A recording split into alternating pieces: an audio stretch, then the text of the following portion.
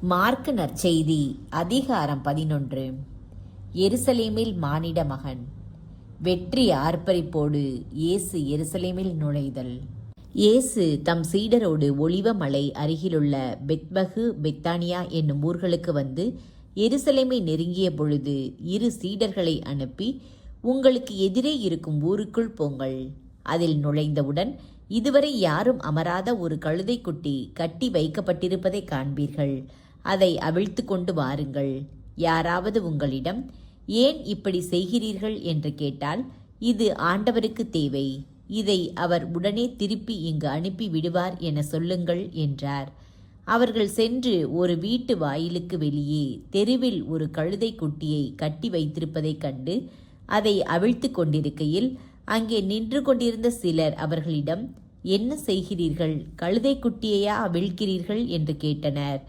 அவர்கள் இயேசு தங்களுக்கு கூறியபடியே சொல்ல, அங்கு நின்றவர்களும் போகவிட்டனர்.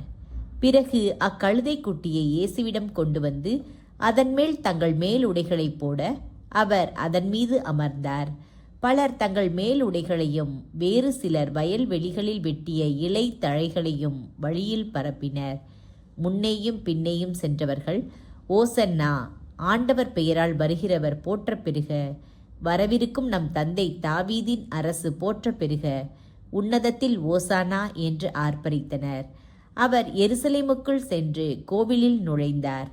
அவர் அனைத்தையும் சுற்றி பார்த்துவிட்டு, ஏற்கனவே மாலை வேலையாகி விட்டதால் 12 பெத்தானியாவுக்கு புறப்பட்டு சென்றார். அத்தி மரத்தை சபித்தல். மறுநாள் பெத்தானியாவை விட்டு அவர்கள் திரும்பிய பொழுது இயேசுவுக்கு பசி உண்டாயிற்று. இலையடர்ந்த ஓர் அத்தி மரத்தை அவர் தொலையிலிருந்து கண்டு, அதில் ஏதாவது கிடைக்குமா என்று அதன் அருகில் சென்றார்.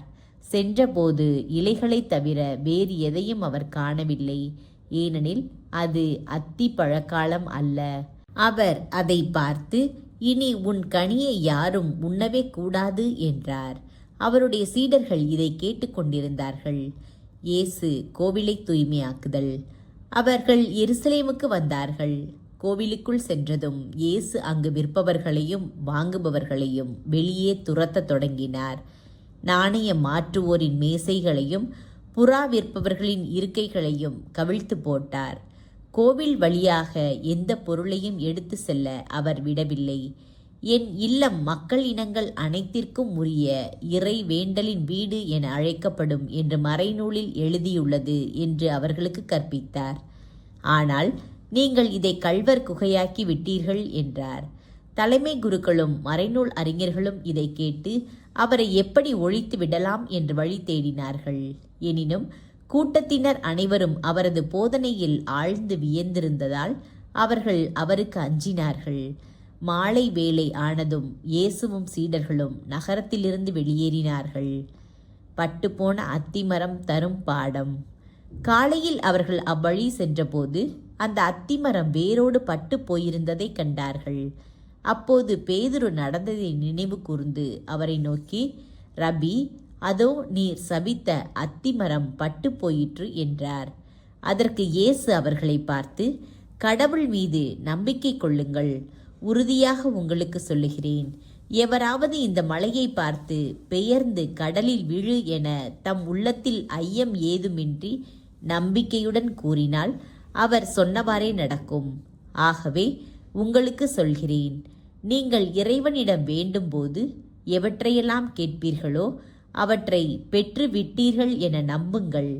நீங்கள் கேட்டபடியே நடக்கும். நீங்கள் வேண்டுதல் செய்ய நிற்கும்போது யார் மேலாவது நீங்கள் மனத்தாங்கல் கொண்டிருந்தால் மன்னித்து விடுங்கள். அப்போது உங்கள் விண்ணகத் தந்தையும் உங்கள் குற்றங்களை மன்னிப்பார் என்று கூறினார். இயேசுவின் அதிகாரத்திற்கு சவால்.